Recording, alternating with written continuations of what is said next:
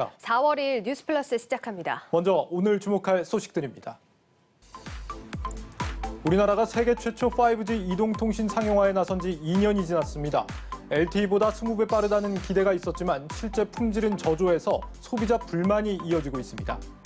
정부의 도심 공공주택 복합 사업이 이번 주 첫 발을 뗐지만 벌써부터 회의적인 시각이 적지 않습니다. 주민 의사나 관계없이 후보 지역을 정하거나 정책만 내놓고 후속 조치가 없어 가격만 올리고 있다는 비판이 일고 있습니다. 미국 반도체 기업 마이크론과 웨스턴 디지털이 일본 반도체 기업 키옥시아 인수에 나섭니다. 반도체 시장 경쟁자가 줄고 공급 부족은 심해질 것으로 보이는데 덕분에 우리 삼성전자와 SK하이닉스에는 호재라는 분석입니다. 조원태 한진그룹 회장과 경영권 다툼을 벌인 KCGY와 반도건설, 조현아 전 대한항공 부사장 등 3자 연합이 공식 해체됐습니다. 조양국 전 한진그룹 회장의 별세 이후 불거진 한진그룹 경영권 분쟁은 1년 3개월 만에 조원태 회장의 승리로 끝났습니다. 첫 소식입니다. 세계적인 석학과 함께 우리 경제의 미래를 조명하는 2021 세계 경제금융 컨퍼런스가 이제 한 주 앞으로 다가왔습니다. 올해는 세계 3대 경제학자 중 한 명인 제프리 삭스 컬럼비아대 교수가 기조연설에 나섰는데 바이드노믹스와 한국의 대응을 놓고 열띤 토론을 벌일 예정입니다. 문성필 기자입니다. 주의와 양자 협상을 전면에 내세웠던 이른바 트럼프 노믹스가 막을 내리고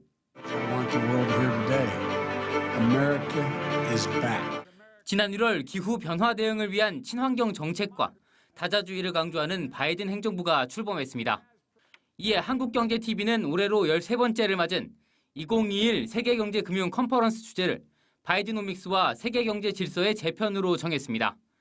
이른바 바이드노믹스 시대를 맞아 세계 경제 흐름을 진단하고 코로나19 종식 이후 지속 성장의 길을 찾기 위해서입니다. 먼저 1세션에서는 세계 3대 경제학자 중 한 명인 제프리 삭스 컬럼비아대 교수가 기조연설자로 나서 바이드노믹스가 세계 경제에 미칠 영향을 명쾌하게 분석합니다. 이어 유일호 전 경제부총리가 제프리 삭스 교수와 바이든 정부의 경제정책 방향에 따른 한국 기업들의 대응 방안에 대해 해안을 제시할 예정입니다. 이 세션은 국제통화기금, IMF 수석 부총재를 역임한 앤 크루거 존스 호킨스대 교수가 포스트 코로나 시대를 맞아 급변하는 경제 패러다임을 진단합니다. 한국경제학회장을 역임한 이인호 서울대 교수의 사회로 최병일 이화여대 국제대학원 교수와 김경준 딜로이트 컨설팅 부회장이 열띤 토론을 펼칠 예정입니다. 디지털 전환은 이제 선택이 아닌 필수이고 방향이 아닌 속도의 문제가 되었습니다. 이러한 시대에 대처하는 기본은 고정비를 최소화하고 변동비를 올리는 방향인데요. 마지막 3세션은 미국 최고의 통화제도 분석가인 제임스 리카즈 박사가 암호화폐 열풍 현상과 주요국 중앙은행의 디지털 화폐 각축전에 대해 냉철하게 짚어봅니다.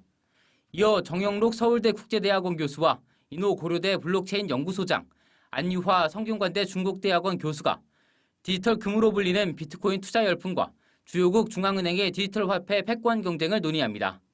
2021 세계경제금융 컨퍼런스는 4월 8일 오전 9시부터 오후 3시까지 신라호텔 다이너스티홀에서 6시간 동안 진행됩니다.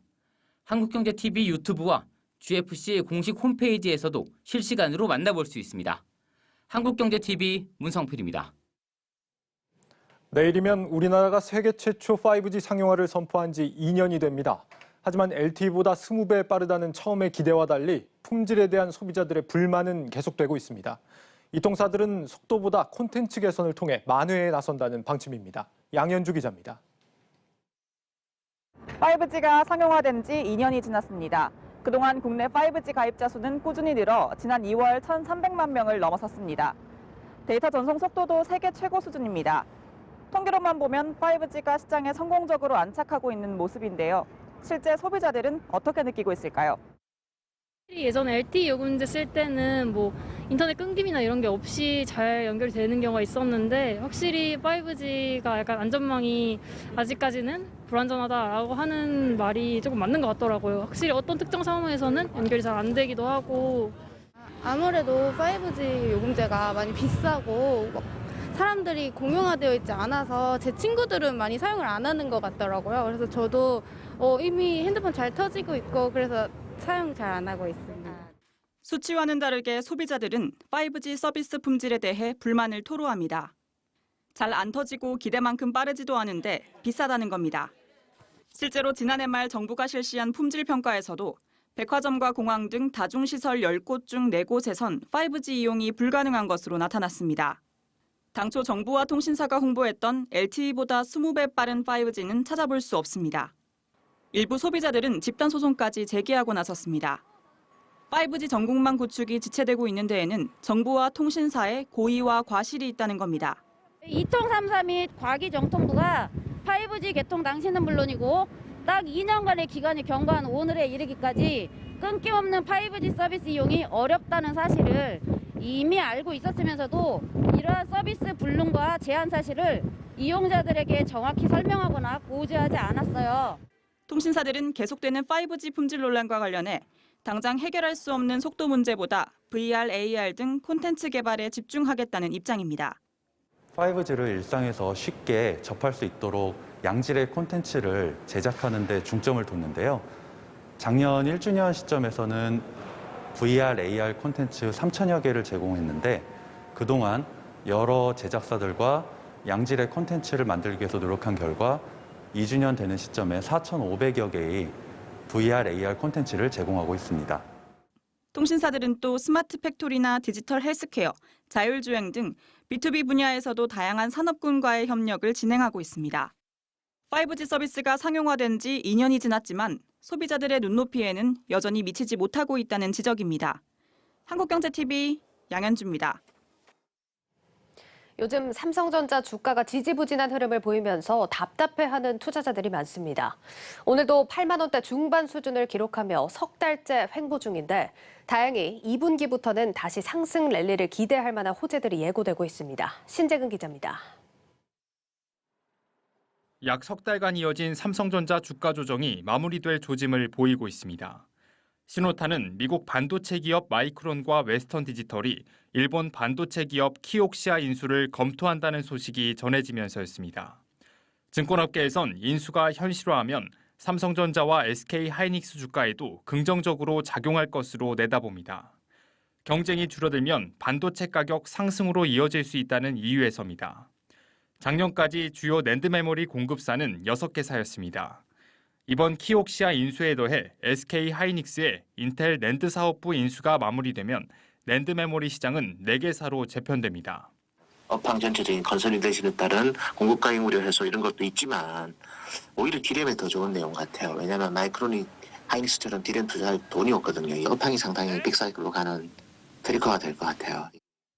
이런 가운데 서버 D램 가격은 2분기 20% 이상 높아질 전망입니다. 실제로 마이크론은 2분기 실적 가이던스에 대해 D램 가격은 심각한 공급 부족으로 인해 빠르게 상승하고 있고 올해 공급은 수요에 미치지 못할 것이라고 예상했습니다. 시장이 이미 2분기 반도체 가격 상승을 예상한 상태에서 인수설이 이런 기대감을 더욱 높인 것입니다. 수급상으로도 삼성전자와 SK하이닉스에 대해 외국인 매수세가 유입되고 있습니다. 삼성전자와 SK하이닉스를 중심으로 다시 한번 상승 랠리 기대감이 높아지는 가운데 시장은 오는 7일 삼성전자가 1분기 실적 발표에서 내놓을 가이던스를 주목하고 있습니다. 한국경제TV 신재근입니다. 민간 건설사가 짓는 임대주택이 최근 다시 주목을 받고 있습니다. 전세가 폭등으로 씨름하는 수요자들에게 단비가 되고 있다는 분석입니다. 전효성 기자입니다. 전셋값이 매매 가격을 추월하는 깡통 전세가 우려되고 있습니다.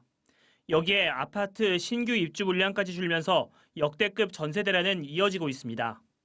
상황이 이렇자 민간 임대 아파트에 수요자의 관심이 쏠리고 있습니다. 민간 임대란 아파트 단지를 지어 분양하는 것이 아닌 실수요층에게 전월세 형태로 임대하는 방식입니다. 새 아파트에 최장 8년까지 거주할 수 있다는 점이 가장 큰 장점입니다. 임대료 증액도 2년에 5% 이내로 이뤄져 부담도 낮은 편입니다. 이 기간 동안 거주하다가 분양을 원할 경우 분양 전환도 가능한데 가격은 주변 시세의 70에서 80% 수준으로 결정될 예정입니다.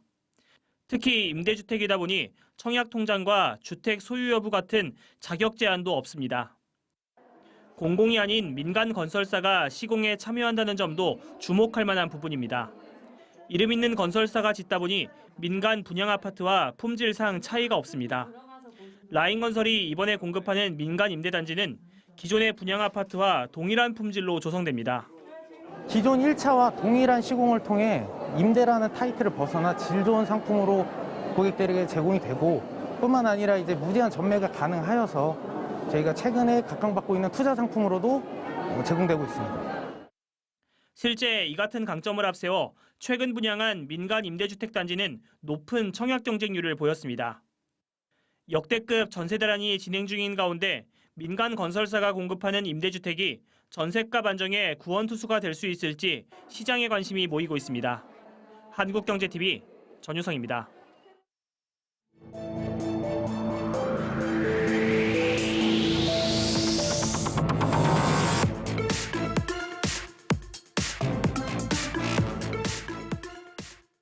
수도권 주택 공급의 성패를 좌우할 정부 도심 공공주택 복합 사업이 이번 주 첫 발을 뗐습니다.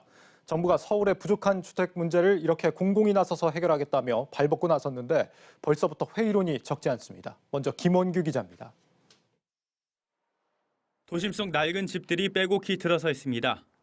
영등포구 신길동 주거지역으로 2014년 재개발 구역에서 해제된 후 사업이 정체됐던 곳입니다. 하지만 정부가 공공재개발 2차 후보지로 선정하며 상황이 반전됐습니다. 사업만 제대로 추진되면 6만 제곱미터 규모의 1,500여 세대가 들어서게 됩니다. 첫 삽을 뜨기 전부터 개발 기대감이 높지만 우려의 목소리가 나옵니다. 문제는 이게 지금 정책만 발표해놓고 액션이 없다라는 거거든요. 이렇게 되면 가격 호가는 올려놓는데 개발이 안 이루어지면 그 호가가 떨어지는 건 아니잖아요. 지난 1월에 첫 번째 공공재개발 후보지로 선정된 흑석 2구역은 사업 설명회도 열리지 않았습니다. 일반 설명회들은 많이 했고요. 그 공공재개발에 대한 사업 시행자인 LH는 4월 중순쯤 진행할 예정이라고 했으나 구체적인 일정은 확정되지 않았습니다. 주민들의 참여 의사와 관계없이 지자체의 추천 위주로 후보지를 선정한 점도 문제로 지적됩니다. 일부 지역은 이미 민간 재건축으로 89% 사전 주민 동의를 완료하며 사업을 진행하고 있습니다. 정부는 본 지구 지정까지 동의를 받겠다는 계획이지만 별다른 대안 없이 입장 차이를 좁히기 어려운 대목입니다. 사업 허가 권한을 가진 서울시장이 새로 선출되는 것도 공공이 핵심인 도심 개발에 난항이 예상되는 요인입니다. 오세훈 국민의힘 후보와 박영선 더불어민주당 후보는 취임 시 재개발 재건축 규제를 풀거나 공공주도 형태를 고집하지 않겠다고 했습니다. 여기에 이사 대책 후 후보지에 부동산 매입을 한 사람은 현금 청산이 된다고 했지만 관련법은 국회에 상정도 안 된 상황. 전문가들은 본격적인 사업 추진에 앞서 사업을 이끌어야 할 공공기관의 신뢰 회복이 우선이라고 거듭 강조합니다. 개발을 한다라고 할 때 실질적으로 문제가 되는 게 뭐냐면은 기존의 주민들이 어디까지 동의할 거냐라고 하는 거죠. 현재 1대1 재건축을 추진하고 있는 이런 단지들 같은 경우는 공공 재건축을 통해서 밀도를 확 높여서 많은 세대수가 들어오는 것을 그들은 원치를 않아요. 상당한 저항이 있다라는 거예요. 그럼에도 정부는 올해 주민 동의가 완료된 지역은 기존 재개발 방식보다 30%포인트 수익을 보장하겠다며 또 다른 인센티브를 제시했습니다. 한국경제TV 김원규입니다. 네, 공공주도 개발 방식이 가져올 부동산 시장의 변화들 전문가와 함께 좀 더 자세히 짚어봅니다. 한양대 도시공학과 이창무 교수 나와 있습니다. 교수님 어서 오십시오. 네, 반갑습니다. 안녕하세요. 네. 예, 그 정부가 서울의 공공재개발을 추진하는데 얼마 전 이 2차 후보지 16곳을 발표를 했습니다. 네네. 보면은 뭐 장위, 상계, 송파, 신월 이런 곳들인데 입지적으로 좀 어떻게 평가를 하십니까? 글쎄요, 뭐 입지든 이렇게 뭐 거시적으로 보면 뭐 강남이라든가 이런 최고차 고용 중심지에 인접한 곳은 아니지만 그래도 예. 서울 내에 또 지하철역 인접 지역이라 뭐 그런 측면에서 입지가 나쁘지는 않다고 봐요. 다만 예. 뭐 원했던 물량이라는 게 뭐 계획을 한다고 다 지어지는 건 아니니까 사실은. 그래서 그 효과에 대해서는 이거 좀 짚어볼 것들이 있죠. 네, 하나씩 좀 짚어보겠습니다. 이 정부가 민간 개발이 아니라 공공재개발을 하겠다라고 하는 취지를 보면은 아무래도 좀 투기를 막겠다 이런 목적이 좀 강해 보이고 거기에 이어서 뭐 공급을 좀 더 속도를 낼 수 있다 이런 지금 가능성도 좀 내세우고 있는데 여기에 대해서 교수님은 어떨 거라고 보십니까 실제로? 글쎄요, 뭐 공공이 한다고 투기를 막는다는 보장은 사실 없죠. 예. 예, 최근에 뭐 LH 사태도 뭐 그런 한 단면일 수도 있고 그래서 사실 공공 재개발이 갖고 있는 특성 자체가 투기라기보다는 투기를 억제하기 위한 여러 가지 장치들이 사실은 사업의 진행 속도를 굉장히 늦게 만들 수 있는 그런 뭐 작용을 할 수도 있다고 봐요. 그래서 예. 그런 면에서 공공재개발이 뭐 생각했던 것처럼 5년 안에 막 성과를 만들어 내기가 힘든 그 토지 소유주들의 갈등이라든가 이런 것들이 조정되지 않을 가능성도 높죠. 뭐 좋은 말씀 드리고 싶은데 자꾸 생각해 보면 그런 예, 반대 생각들이 많이 드네요. 객관적인 말씀을 해주시는 거니까. 예, 공공도 나름대로의 좀 문제점들을 안고 있다 이런 지적이신데 지금 LH 사태 때문에 공공에 대한 신뢰가 굉장히 많이 좀 무너진 상태입니다. 이 상황에서 지금 공공 재개발 사업을 한다는 게 앞으로 좀 어떻게 보면 좀 걸림돌로 작용할 수 있다 이런 지적들도 있거든요. 여기에 대해서는 어떻게 생각하십니까? 공공을 믿어란데 이게 그동안 민간에서 진행되는 것들이 여러 가지 문제가 많으니까 네. 공공이 깃발 들고 앞으로 나갈 테니까 쫓아와라라는 게 이제 공공 재개발이고 또 뭐 그 다음에 이제 발표됐던 뭐 3080 플러스 같은 경우는 공공이 직접 시하는 방식도 도입하고 그래서 기본적으로는 공공이 선하고 바람직하다라는 그런 밑받침이 있어야지 이게 주민들을 끌고 나갈 수 있는 거죠. 예. 근데 LH 사태를 겪으면서 이제 그런 믿음이 사실은 많은 부분 좀 와해된 부분이 있어서 원하는 만큼 사업의 뭐 양이나 속도를 내기가 그렇게 만만치는 않을 겁니다. 사실상은 재개발도 주민 동의가 뒤따라야 가능한 거기 그럼요. 때문에 그런 말씀이신 거죠.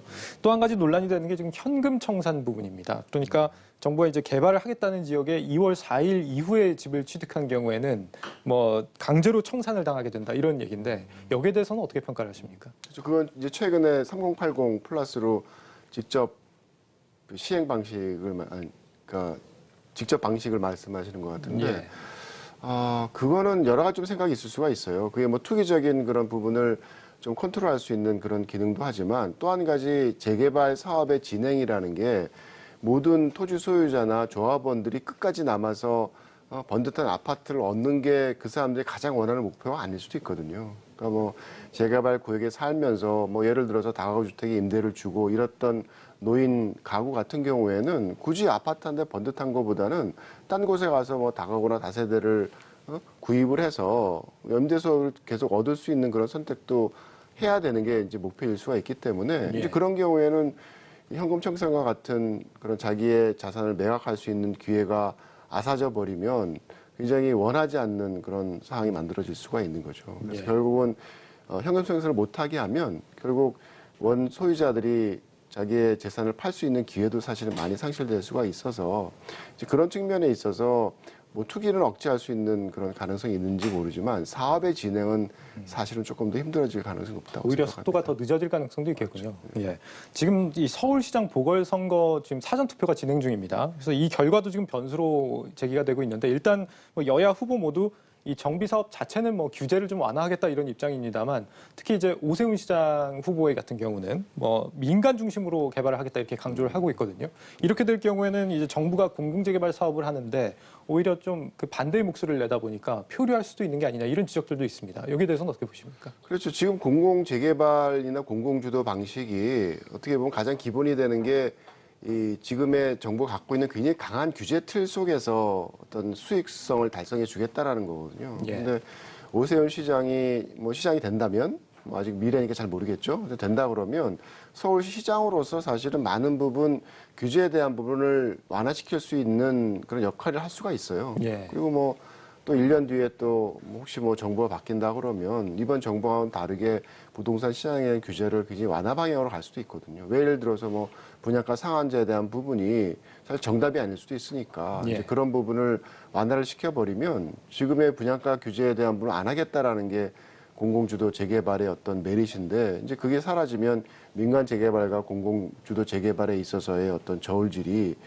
발생을 했을 때 사실 공공 재개발이 밀릴 수가 있죠. 예. 어떻게 보면은 중앙 정부와 지자체가 이제 충돌을 하게 되면서 사업이 양쪽 다 지지부진해지는 그게 사실은 문제입니다. 그러니까 이게 어느 한쪽으로 가게 되면 민간 재개발 쪽으로 막 푸시가 되던 것도 이번에 나오는 안을 보게 되면 우리는 몰랐다 이러도 신길 뭐 이 구역 이런 데는 그래서 결국은 이것도 저것도 아니고 뭐 조합원들끼리 혹은 토지 소유자들끼리 민간으로 갈 거냐 공공으로 갈 거냐 막 싸우게 되면 사실 서울에 필요했던 재개발에 따른 주택 공급은 더 안 될 수가 있거든요. 사실은 제가 걱정하는 부분은 그게 더 큰 문제점이 될 수 있다고 생각합니다. 그렇게 되면 공급 대책 자체가 좀 표류할 가능성도 무시할 수 없겠는데 지금 만약에 아직 뭐 선거 결과를 우리가 알 수는 없습니다만 만약에 새 서울시장이 민간 중심의 어떤 재개발을 추진하게 된다고 하고 정부도 여기에 대해서 만약에 용인을 한다 이런 입장이라고 한다면 집값에는 어떤 영향을 줄 거라고 보십니까? 좀 안정에 도움이 될 거라고 보십니까? 뭐 신도시도 그렇고 재개발도 그렇고 초기에 활성화되는 시기에 있어서 가격이 안정되는 효과가 급격하게 발생하지는 않아요. 초기에는 어떤 가격 상승에 대한 부분이 시장을 움직여 가다가 시간이 지나고 나서 공급에 대한 확신이 이제 생기면 그 다음에 시장 안정세로 이제 접어드는 거죠. 근데 사실은 이번 오세훈 시장도 그렇고 들었으면 서울시에 있는 뭐 위원회라든가 시의회라든가 뭐 이런 기존의 조직들이 오세훈 시장과 같이 뜻을 같이 할지는 좀 생각해볼 여지가 있어서 그렇게 원하지 않을 수도 있다고 생각을 합니다. 기존의 조직들의 어떤 성향에 문제가 있다 이렇게 보시는 거군요. 그렇죠. 문제라기보다는 기존과 시간이 필요하겠죠. 그런 조직들이 뭐 오세훈 시장의 입맛에 맞게 달라지려고 그러면. 그렇군요. 여기까지 듣겠습니다. 지금까지 한양대 도시공학과 이창무 교수와 함께했습니다. 교수님 말씀 잘 들었습니다. 네.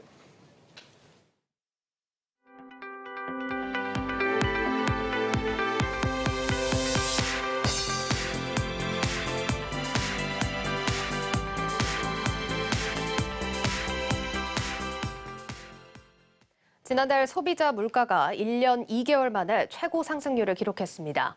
통계청이 발표한 소비자 물가 동향에 따르면 지난달 소비자 물가 상승률은 전년 대비 1.5% 올랐습니다. 작황 부진과 조류 인플루엔자 여파에 농축수산물 가격이 두 자릿수 상승세를 이어가는 가운데 국제 유가가 높아져 공업 제품 물가도 1년 만에 처음으로 올랐습니다. 주택담보대출 금리가 계속 상승하는 가운데 주요 시중은행의 주택담보대출 잔액이 두 달 연속 3조 원 넘게 늘어난 것으로 나타났습니다. 5대 시중은행에 따르면 주택 관련 대출은 증가세가 지속돼 주택담보대출 잔액은 3월 말 기준 483조 1,682억 원으로 2월 말보다 3조 424억 원 늘었습니다.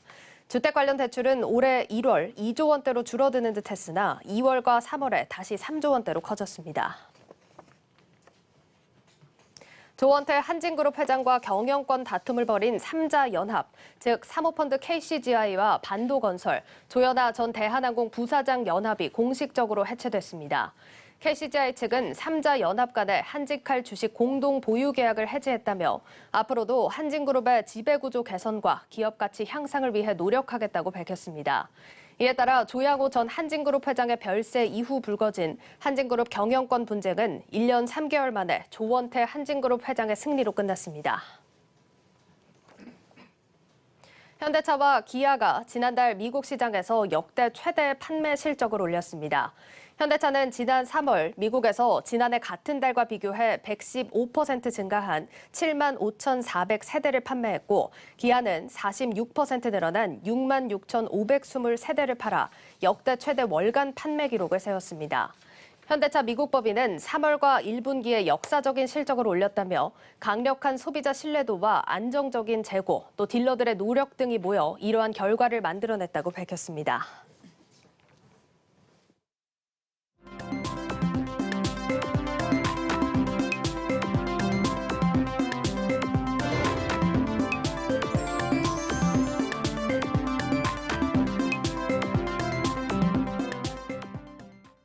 네, 경제 뷰포인트 시간입니다. 오늘도 증권부 정경준 기자, 정치경제부 지수희 기자와 함께하겠습니다. 두 분 어서 오세요. 안녕하세요. 자, 두 분과 함께 다음 주 주요 일정과 이슈 또 증시 영향까지 또 체크를 해보도록 하겠습니다. 자, 다음 주에는 특히 기업에 연동되는 이슈들이 많이 또 발표가 되는데 먼저 LG전자 얘기를 좀 해보겠습니다. 다음 주에 이사회가 예정돼 있는데 스마트폰 사업 관련한 내용들이 발표가 되죠? 네, 맞습니다. LG전자가 스마트폰 사업을 좀 축소하거나 매각하거나 또는 뭐 철수하겠다라는 뭐 그런 사업 조정을 하겠다라고 발표한 건 지난 1월인데요. 네. 계속 결론을 내리지 못하다가 이사회에서 다음 주에 좀 이런 내용을 결론을 내릴 것으로 보입니다. 알겠습니다. 자, 이렇게 철수할 거다 이런 보도가 나오면서 이번 주에 좀 LG전자 주가 영향을 많이 받았습니다. 결국은 철수로 가닥이 잡히나 봅니다. 네, 그러니까 LG전자가 사실 그동안에 매각 협상 대상자를 좀 찾아왔는데요. 네. 만나기가 쉽지 않았던 것으로 보입니다. 유력한 인수 후보로 거론됐던 이 베트남 빈 그룹의 경우에는 LG전자 인수가 아니라 자체적으로 사업을 좀 꾸려나가기로 했고요. 네. 구글이나 폭스바겐 등도 거론은 됐지만 직접 협상에 들어가지는 않은 것으로 알려지고 있습니다. 이 LG전자 스마트폰 사업부는 2015년 이후 23분기째 적자를 이어가고 있기 때문에 네. 매각에 실패하면 축소하기보다는 철수하는 쪽으로 무게가 실리고 있습니다. 지금 들어보면 인수 협상자로 거론됐던 기업들이 뭐 자본이나 규모가 작지 않은 기업들인 것 같은데 지금 어떤 부분에서 이렇게 의견 일치가 안 됐습니까? 네, LG전자가 이 모바일 분야 특허가 많이 있는데요. 그 특허 지적재산권을 좀 유지를 하고 공장 같은 유형 재산을 좀 매각을 하기를 원했는데요. 네. 이 특허 기술을 활용해서 수익 창출을 할 수 있는 기회가 많기 때문입니다. 하지만 인수 대상자 입장에서는 이 핵심인 기술력도 함께 갖고 오기를 원했었는데 의견 차가 났던 것으로 보입니다. 일단 이렇게 가닥이 좀 잡힌 것 같고요. 보도된 부분들을 살펴보면 이미 또 인력 재배치 같은 경우는 시작이 된 것 같더라고요. 네, 맞습니다. LG전자는 MC 사업부 정리하더라도 이 고용을 계속 유지하겠다라고 이미 발표를 했기 때문에 네. 이미 스마트폰 사업부의 전환 배치를 위한 사전 작업에 들어간 것으로 알려지고 있고요. LG전자는 이 해당 인력들을 미래 성장 동력인 전장 사업 그리고 배터리 부문 쪽으로 집중 투입한다는 계획입니다. 따라서 오는 5일 이사회에서 발표되는 사업 재조정 내용을 좀 주목해 볼 필요가 있겠습니다. 예, 다음 주 월요일 또 이사회를 통해서 관련 사안에 대한 공식적인 발표를 확인해 볼 수가 있겠습니다.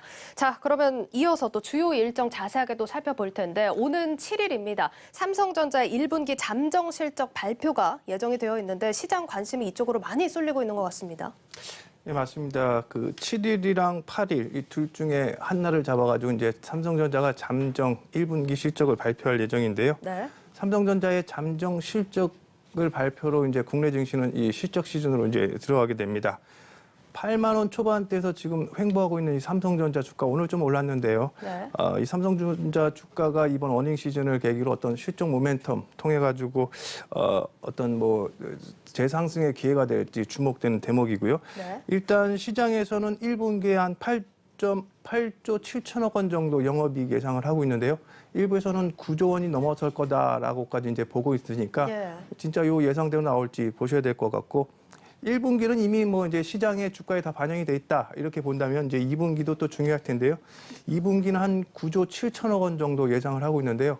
10조 넘어간다면 그야말로 어닝 서프라이즈가 이제 나올 것 같고요. 네.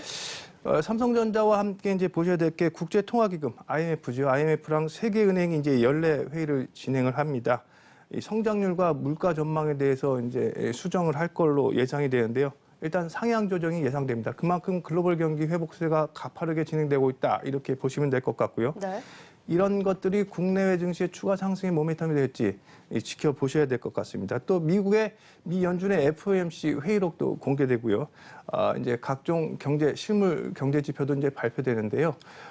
오늘 좀 얘기는 좀 다른 얘기를 할 텐데 관심 있게 보셔야 될 게 이 미국의 나홀로 성장 이런 것들이 글로벌하게 신흥국과 이 경제 성장의 불균형을 갖고 오면서 어떤 문제가 초래될지 이런 부분들 좀 집중해서 보셔야 되는 한 주가 될 것 같습니다. 예. 네, 뭐 글로벌 시장에 대한 얘기 잠시 짚어주셨는데 경기 상황을 좀 잠깐 짚어드리면 간밤에 미국의 제조업 지표가 또 37년 내 최고치를 기록을 했고 바이든 행정부에서는 대규모 부양책 틀이 발표가 됐습니다. 또 이제 10년물 국채금리 같은 경우는 1.6%포인트로 잠시 안정세를 보이면서 오늘 시장만 보면 좀 흐름이 좋았다라고 평가를 해볼 수가 있는데 장기적으로 본다라고 한다면 이런 경기 회복 기대에 더불어서 인플레이션 또 금리에 대한 우려는 아직 여전하지 않습니까?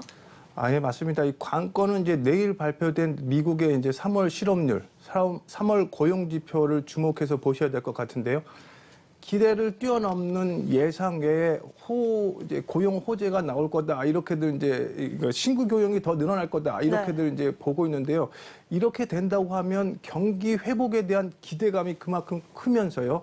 시장에 즉각적으로 반영될 공산이 큽니다. 이러면 미 국채 금리 다시 올라갈 가능성이 크고요. 네. 그러면 저희가 이제 집중해서 보셔야 될 거예요. 신흥국과 선진국. 미국은 빠르게 경기 회복세를 이어가고 있는데 신흥국은 아직도 그렇지 못한 상황이거든요. 네. 특히 백신도 아직 보급되지 못한 상황이기 때문에 이런 경우에 머니무브, 신흥국에서 미국, 선진국으로 이 자금 이동이 일어날 경우에 달러 강세 초래되고요. 그러면 이 금융시장 전반에, 이 글로벌 경기 전방에 이제 양극화가 진행되면서 이 우려감이 일 수 있는 상황이죠. 네. 특히 우리 같은 경우는 이제 신흥국에 해당되기 때문에 우리는 뭐 미국 소비가 늘어나면 수출을 많이 하기 때문에 물론 경기 회복에 대한 기대감이 이제 미국과 같이 이제 맞물려서 가겠지만 이 패시브 자금, 증시 주변에 움직이는 이 패시브 자금은 신흥국이나 선진국이나 이런 구분에 따라서 움직이는 자금이거든요. 네.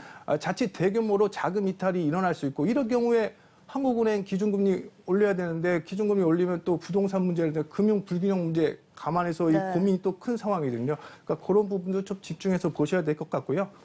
아무래도 팬데믹 이후에 V자 반등 나오면서 올라갔던 게 이제 유동성이거든요. 유동성에 따른 이제 이 경기 회복 기대감이 이제 이 시장에 반영돼 있던 건데 이런 것들 이번 실적 시즌에 좀 확인해 달라. 가시적으로 경기 회복세가 기업 실적, 기업 이익 증가하는 그 모습으로 보여지는지 가시적인 실적을 보여달라. 이런 측면에서 이번 그 1분기 어닝 시즌이 중요하다. 이렇게 판단되어지고 있습니다. 예. 알겠습니다. 자, 글로벌 경기가 전 세계에 또 영향을 미치다 보니까 그 어느 나라든 이번 분기 실적 발표가 중요할 것 같은데요. 우리 시장은 7일에서 8일입니다. 삼성전자의 발표 지켜보셔야겠습니다. 자, 다음 주제로 넘어가 볼 텐데 이번 기업은 현대차입니다. 이 아이오닉 5가 다음 주부터 생산 중단에 들어간다고요? 네, 그렇습니다. 현대차가 다음 주 7일부터 14일까지 일주일간 영업일 기준으로는 6일입니다. 네. 울산 1공장을 휴업을 하기로 했는데요. 울산 1공장은 소형 SUV 코나 그리고 현대차 첫 전용 전기차인 아이오닉 5를 생산하는 그런 공장입니다. 이 아이오닉의 경우에는 모터와 또 감속기에 들어가는 반도체가 지금 부족한 상황이고요. 그리고 네. 코나에는 전방 카메라에 적용되는 반도체가 부족해서 생산을 좀 줄이기로 한 겁니다.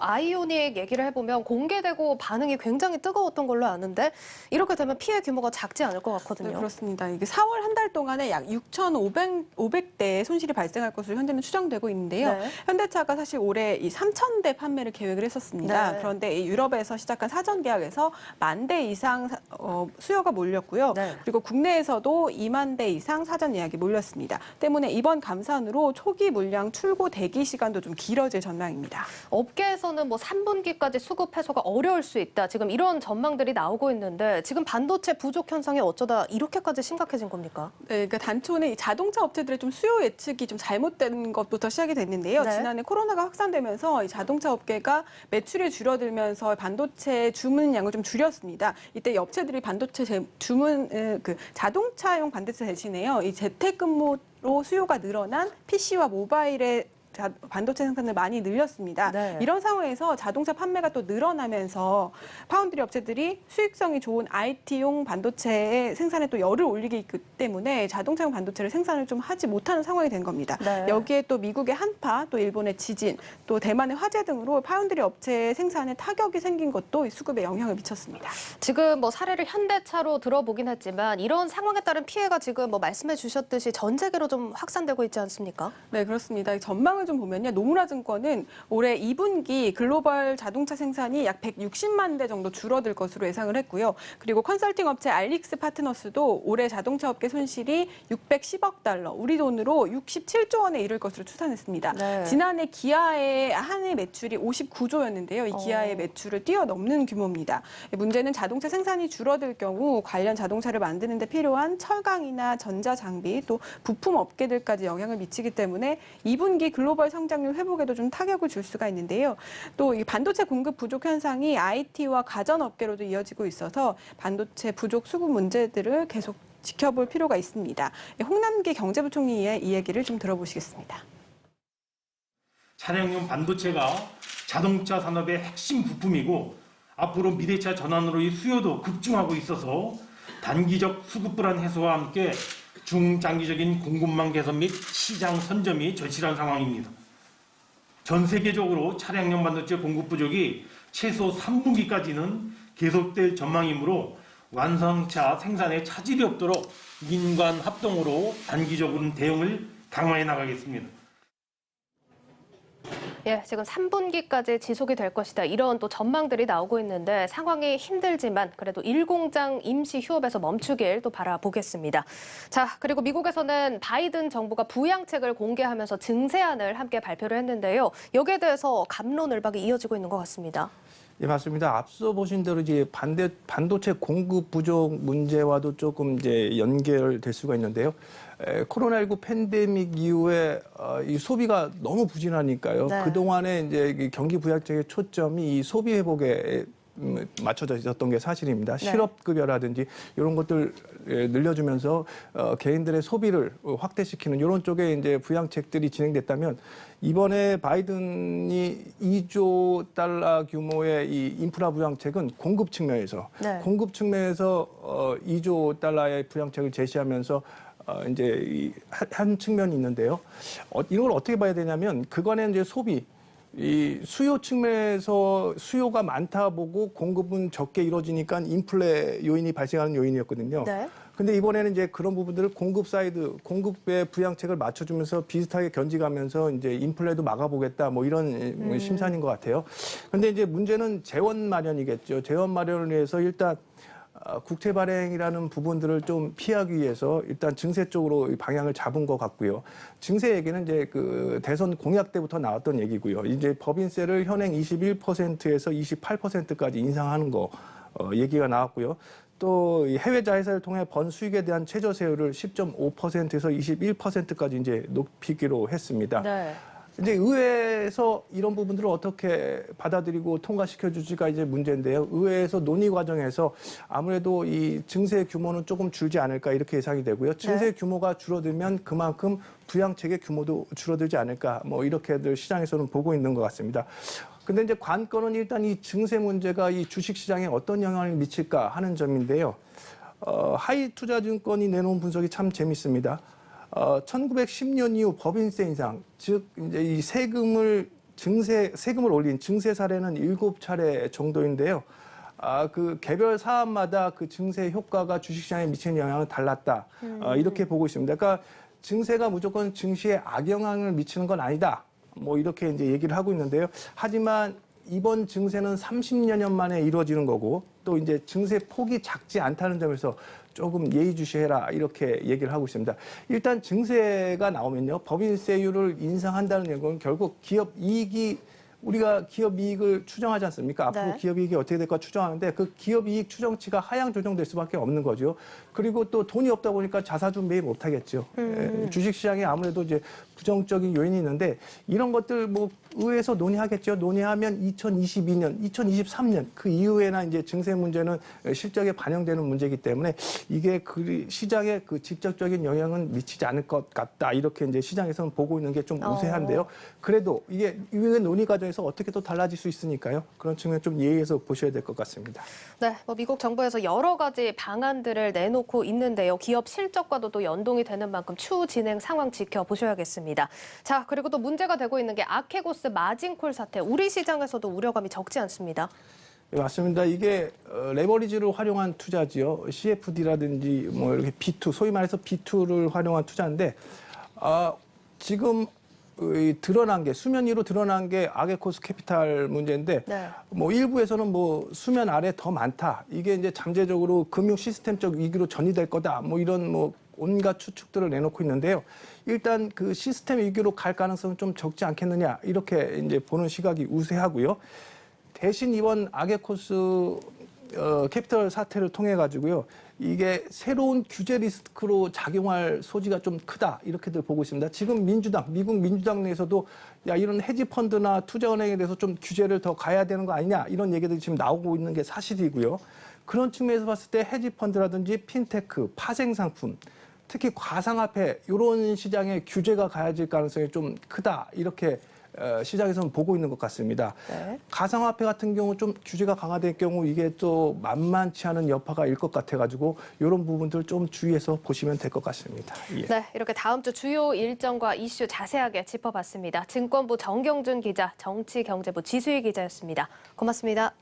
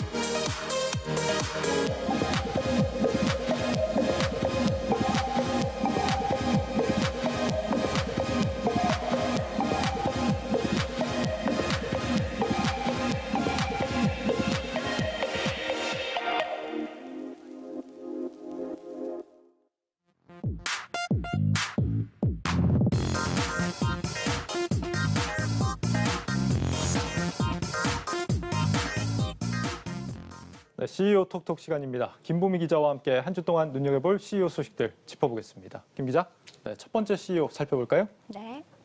네, 첫 번째는 김선영 헬릭스미스 대표 소식입니다. 네. 지난달 31일, 그러니까 이번 주 수요일이었죠. 헬릭스미스 주주총회가 있었는데요. 김 대표가 최후의 승부수를 던져서 화제가 됐습니다. 최후의 승부수라고 하니까 엄청 비장하게 들리는데 어떤 승부수를 던진 겁니까? 네, 김 대표는 본인이 보유한 이 헬릭스미스 주식 전량을 회사에 내놓거나 주주에 환원하겠다라고 밝혔습니다. 단 조건이 있는데요. 헬릭스미스가 개발 중인 치료제 엔젠시스가 내년 10월 31일까지 임상 3상에 통과하지 못하거나 주가를 지금의 4배 이상, 그러니까 10만 원대로 올려내지 못할 경우에 한해서입니다.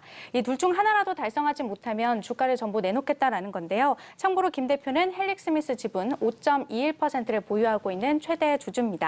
주식수로 따지면 178만여 주, 어제 종가 기준으로 약 495억 원 규모입니다. 네, 뭐 내년 10월까지로 기한을 일단 잡아놓은 거네요. 김 대표가 이렇게 배수의 진을 쳤다는 건 엔젠시스 치료제가 임상에 성공할 가능성이 높다, 이렇게 자신하고 있다라고 이해를 해도 될까요? 네, 그만큼 김 대표가 이제 강한 의지를 내비친 것으로 봐야 될 텐데요. 실제 김 대표의 발언 직접 들어보시죠. 예. 저에게 헬릭스미스의 주식은 단순한 재산이 아니라 25년 연구 역정의 결과물입니다. 저는 회사와 엔젠시스에 저의 모든 것을 바치고 전력 투자하겠습니다. 저와 회사가 본업에 집중하여 다시 코스닥 최대 규모의 기업이 될 수 있도록 도와주시기 바랍니다. 하지만 주주들 반응은 현재 차갑기만 합니다. 인터넷 커뮤니티 상에서는 어차피 휴지가 될 주식인데 뭘 내놓겠다는 거냐, 신약 개발이 실패하면 주식을 내놔도 별 의미 없다라는 등등의 반응들을 어렵지 않게 볼 수 있는데요. 그만큼 김 대표에 대한 주주들의 신뢰가 망가질 대로 망가진 것으로 풀이할 수 있는 부분입니다. 이 바이오 업계에서도 창업주가 공적인 자리에서 이 구체적인 목표 주가를 제시한 건 좀 다소 위험한 거 아니었느냐라는 이 우려하는 시선도 있었는데, 헬릭스미스 주가는 이 김 대표 발언 이후 어제 7% 넘게 올랐다가 오늘 5% 넘게 하락하는 모습을 보였습니다. 그렇군요. 헬릭스미스, 한때는 이 코스닥 시총 2위에 오를 정도로 유명한 기업이었는데 지금은 이제 시총이 5분의 1 토막이 난 상황입니다. 뭐 실망감을 안기는 사건들이 있었죠. 어떤 겁니까? 네, 맞습니다. 크게 보면 이 치료제 엔젠시스의 임상, 그리고 또 투자 손실 부분에서 상당히 큰 상처를 입었습니다. 시간은 지난 2019년으로 거슬러 올라가는데요. 2019년 8월 헬릭스미스의 당뇨병성 신경병증 치료제 엔젠시스의 임상 3상과 관련해서 문제가 발생합니다. 가짜 약을 투여한 집단과 신약 후보 물질을 투여한 집단이 섞이는 초유의 임상 오염 사태가 발생한 건데요. 쉽게 설명드리면 자료화면 보시는 것처럼 가짜 약을 투여한 사람들 혈액에서 이상하게 엔젠시스가 검출이 됐고, 엔젠시스를 투여한 사람들 혈액에서는 오히려 엔젠시스 농도가 적정치에 미치지 못했던 겁니다. 이를 놓고 당시 증권가에서는 일반적인 임상에서는 있을 수 없는 일이라며 미국에서 임상을 진행한 수탁기관이 상당히 부실한 업체였던 것으로 알려졌다라는 분석을 내놓기도 했는데요. 이때부터 임상에 대한 주주들과 시장의 기대감이 불안으로 바뀌기 시작한 겁니다. 당시 주가도 하한가를 맞았고요. 네, 그런데 다시 임상 3상에 도전하겠다라고 하는 걸 보면은 완전한 실패라고 보지는 않는 모양입니다. 네, 맞습니다. 당시 헬릭스미스는 임상 3-1상을 이 9개월 추적 관찰과 11개월 추적 관찰 이렇게 두 가지로 나눠서 실시를 했는데요.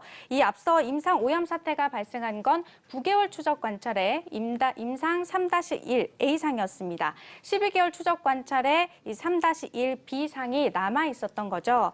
여기에서 헬릭스미스는 성공 소식을 전했고요. 현재 이 임상 운영을 총괄하는 수탁기관을 새로 선정하고 임상 3 3-2상과 3-3상을 진행 중입니다. 어쨌든 헬릭스미스는 추후 이런 결과들을 바탕으로 미국 FDA에 판매 허가를 신청한다는 계획인데요. 다만 임상 오염 사태의 충격이 워낙 컸던 만큼 여전히 일부 소액주주들과 시장은 불안한 시선을 거두지 못하고 있는 상황입니다. 네, 임상 3상 오염 사태 외에도 또 한 가지 실망을 안겨준 사건이 있었죠. 이 투자 손실 때문에 좀 상당히 좀 투자자들이 곤혹스러워했던 사건인데 구체적으로 어떤 내용입니까? 네, 헬릭스미스가 고위험 자산에 투자를 해서 손실을 본 게 뒤늦게 드러난 사건인데요. 헬릭스미스는 지난해 10월 다음과 같은 내용을 공시했습니다. 2016년부터 5년간 DLS를 비롯한 각종 고위험 자산에 2,643억 원을 투자했다라는 내용인데요. 지난해 매출의 약 60배에 달하는 규모입니다. 이때 투자한 상품만 68개에 달하는데 여기에서 수익을 봤다면 크게 문제가 되지 않았을 텐데 큰 손실을 본 겁니다. 당시 주주들은 바이오 기업이 아니라 투자 운용사였냐, 임상하는 데 써야 할 돈을 왜 거기다 쓴 거냐라고 분노하기도 했습니다. 사업 손실이 지속되고 있는 가운데 이렇게 투자 손실까지 더해지면서 상장 폐지 후보인 관리 종목에 오를 수 있다는 우려가 커지기 시작했고, 이 결국 헬릭스미스는 유상 증자를 실시하게 됩니다. 이 지난 2019년 유상 증자를 2년간 하지 않겠다라고 했던 약속이 1년 만에 깨진 겁니다. 그런데 여기서 김 대표는 정작 자금 부족 등을 이유로 유상 증자에 참여하지 않았는데요. 이런 소식에 주가는 또 한 번 고꾸라졌고 또 덩달아 김 대표를 향한 주주들의 신뢰도 추락했습니다. 네, 투자자들의 돈을 위험 상품 투자자가 쓴 거거든요. 예, 주주들의 분노도 이해가 되는데 네. 김 대표 이런 발언보다도 실제 이 결과로 증명하는 모습 기대를 해야겠습니다. 네, 이어서 두 번째 CEO 살펴보겠습니다. 네. 누굽니까? 두 번째는 이삼걸 강원랜드 신임 사장입니다. 이 강원랜드가 이번 주 화요일 주주총회를 열고 이삼걸 행정안전부 제2차관을 신임 사장으로 임명했습니다. 기획재정부 장관 제청으로 문재인 대통령이 최종 임명하면 임기가 시작되는데요. 강원랜드 설립 취지나 사업의 특수성을 고려하지 않은 코드 인사, 문재인 정부의 보은 인사라는 비판이 나오고 있습니다. 참고로 강원랜드 사장 자리는 별다른 문제가 없다면 임기 3년이 보장되고 매년 2억 원 안팎의 연봉을 받는 것으로 알려져 있습니다. 관료가 강원랜드를 간다. 뭐 전문성을 고려한 인사가 맞나 싶은 생각이 드는데 낙하산 인사라는 거죠? 네, 맞습니다. 이 이사장의 선거 이력을 좀 보시면요. 지난해 21대 총선에서 더불어민주당 소속으로 안동 예천에 출마했던 인물입니다. 그리고 지난 2018년 열린 지방선거에서는 역시 같은 당 소속으로 경북 안동시장 선거에 나왔고요. 2017년에는 더불어민주당 경북 선거대책위원회 상임위원장을 맡았습니다. 이 문재인 정부의 보은 인사가 아니냐라는 곱지 않은 시선이 나오는 이유인데요. 그런데 사실 강원랜드 사장 자리를 놓고서 이렇게 낙하산 논란이 나오는 건 그리 새삼스러운 일은 아닙니다. 강원랜드가 공적 카지노 기업인 만큼 그동안 정치권의 낙하산 인사가 비일비재했던 거죠. 하지만 문태곤 전 사장을 비롯해서 이번 이삼걸 사장에 대해서는 유독 지역민들이 날카로운 경계의 시선들을 보내고 있는 상황입니다. 강원랜드 그동안 계속 그랬나 보네요. 그런데 이 최근 두 명에 대해서 유독 좀 날카로운 시선을 보낸다, 주민들이. 이런 이유는 뭡니까? 바로 이 사장이 강원 출신이 아니라는 점 때문입니다. 여기에서 도대체 출신 지역과 경영 무슨 상관이 있는 거냐라고 하실 텐데요. 이 강원랜드 사업의 특수성을 좀 이해하셔야 합니다. 이 강원랜드는 김대중 정부 시절에 강원도 폐강 지역 활성화를 목표로 설립이 됐습니다. 일대 주주인 정부에 이어서 강원도, 정선군 등 지방자치단체가 주주로 참여했던 것도 이 지역발전 기여라는 특수성을 감안한 부분이었는데요. 이런 이유로 노무현, 이명박, 또 박근혜 정부 등 역대 정부에서 강원랜드 사장들은 모두 강원 출신이었습니다. 낙하산 논란이 종종 불거지긴 해도 강원에서 나고 자란 인물이니까 그만큼 지역 발전과 강원랜드 사업에 애정을 갖지 않겠느냐 하는 기대감이 있었던 겁니다. 지역민들과 소통하는 데 있어서도 아무래도 좀 더 원활하지 않겠느냐 하는 부분도 있었을 테고요. 하지만 문재인 정부 들어서 이런 인사 관행이 깨지기 시작했는데요. 이렇다 보니 이 사장의 경영 능력은 논외로 하더라도 지역 활성화는 뒷전인 채 강원랜드 사장 자리가 이 단순히 정치권 인사들이 돌아가며 앉는 자리가 되어버린 것 아니냐라는 점에서 지역민들의 경계를 늦추지 않고 있는 겁니다. 실제로 정성군 관계자는 지역민들은 낙하산 인사 관행은 어느 정도 받아들이면서도 일단 지켜보자는 분위기라고 전하기도 했습니다. 정치권 인사가 내려오는 걸 아예 막을 수는 없으니까 뭐 차라리 지역 경제를 좀 살릴 수 있는 인사를 내려보내달라 이런 얘기군요. 한편으로는 뭐 좀 씁쓸한 얘기가 아닌가 그렇죠. 싶은데 강원랜드 경영 상황도 요즘 많이 안 좋지 않습니까? 네, 맞습니다. 실제로 이 강원랜드 지난해 매출을 좀 보시면요. 전년 대비 약 70%가량 줄었고요. 영업이익은 적자로 전환했습니다. 영업 손실만 4,316억 원에 달했는데요. 있는데요. 말씀하신 것처럼 코로나19 여파로 휴업을 반복하면서 나타난 결과입니다. 지난해에는 겨우 50여일 정도만 정상 영업을 한 것으로 나타났는데요. 문제는 코로나19가 좀처럼 진정될 기미를 보이지 않고 있다는 점입니다. 증권가에서는 올해도 강원랜드의 적자가 이어질 것으로 내다보고 있는데요. 현재 강원랜드는 직원 1,900여 명이 무급 휴직에 들어간 상태입니다. 네, 이삼걸 전 차관 예산 전문가라면서요. 구멍 뚫린 낙하산이 아니라는 걸 실력으로 증명해야겠습니다. 김보미 기자와 함께했습니다. 잘 들었습니다.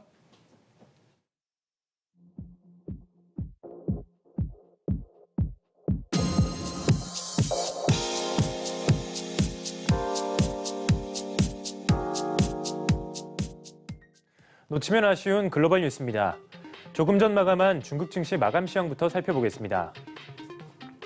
오늘 중국 증시는 간밤 미 국채금리 하락에 나스닥 지수가 강세를 보인 것에 힘입어서 그동안 조정을 받았던 기술주와 고평가 종목을 중심으로 일제히 올랐습니다. 상해 종합지수는 전일 대비 0.5% 상승한 3,484포인트에 마감했고 선전 성분지수 역시 1% 상승했습니다. 특히 기술주 중심의 창업한 지수가 이틀 내리 큰 폭으로 올랐는데요. 1.3% 상승한 2,852포인트에 거래를 마쳤습니다. 오늘은 반도체 관련주와 주류 기업들이 강세를 보였는데요. 어제에 이어서 금광주 역시 견조한 움직임을 보였습니다. 반면 은행주와 보험주는 이틀 내리 부진한 흐름이 이어졌고 철강주 역시 약세권에 마감했습니다. 이어서 글로벌 뉴스도 살펴보겠습니다. 바이든 대통령의 경제 보좌관들이 오는 12일에 반도체와 자동차 업체들과 만나 전 세계적인 반도체 부족 사태에 대한 대응 방안을 논의할 예정입니다. 제이크 설리번 백악관 국가안보 보좌관과 브라이언 디스 국제경제위원회 위원장이 이번 회의를 주재하는데요. 이들은 업계 관계자들과 만나 반도체 부족에 따른 영향과 해결 방안을 강구합니다. 이번 회의에는 삼성전자와 제너럴모터스, 글로벌 파운드리 같은 반도체, 자동차, 테크 기업 등이 다수 초청됩니다. 다음 소식입니다. 수에즈 운하 당국이 초대형 컨테이너선인 에버기븐호 좌초 사태와 관련해 배상금 10억 달러를 청구하겠다고 밝혔습니다. 수에즈 운하관리청의 오사마 라비 청장은 이번 사태로 이집트의 평판이 손상됐기 때문에 마땅히 배상금을 받아야 한다고 말했습니다. 라비 청장은 배상 액수는 운송료와 인양 작업으로 인한 운하 파손, 그리고 장비 및 인건비 등을 고려한 추정치라고 설명했는데요. 다만 어느 곳에 배상금을 청구할지에 대해서는 아직 밝힌 바 없습니다. 지금까지 글로벌 뉴스 박찬희였습니다.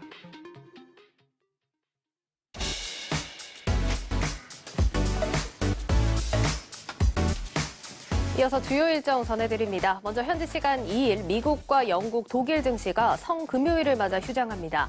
이어 다음 주 월요일 아시아 시장에서도 홍콩과 대만 증시가 청명절 연휴로 휴장합니다. 국내에서는 금감원이 옵티머스 펀드 관련 분쟁 조정 위원회를 개최하고 기업 소식으로는 기아차가 기아로 이날부터 상호 변경한다는 점 전해드리겠습니다.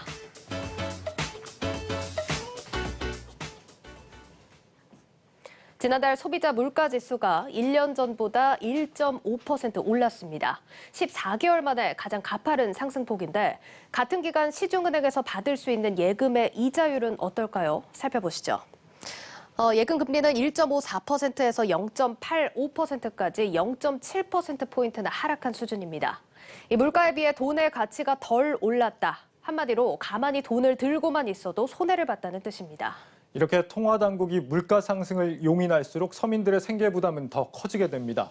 그렇다고 금리를 올리자니 과거 버블 붕괴로 위기를 맞은 일본의 악몽이 재현될까 걱정입니다. 결국 금리 정상화의 속도가 늦어질 수밖에 없는데 기업 경기와 가계 소득 개선이 그 어느 때보다 중요해졌습니다. 우리 경제의 체력을 증진해 다가올 디레버리징의 시대에 대비해야겠습니다. 오늘 소식은 여기까지입니다. 시청해주신 여러분 고맙습니다.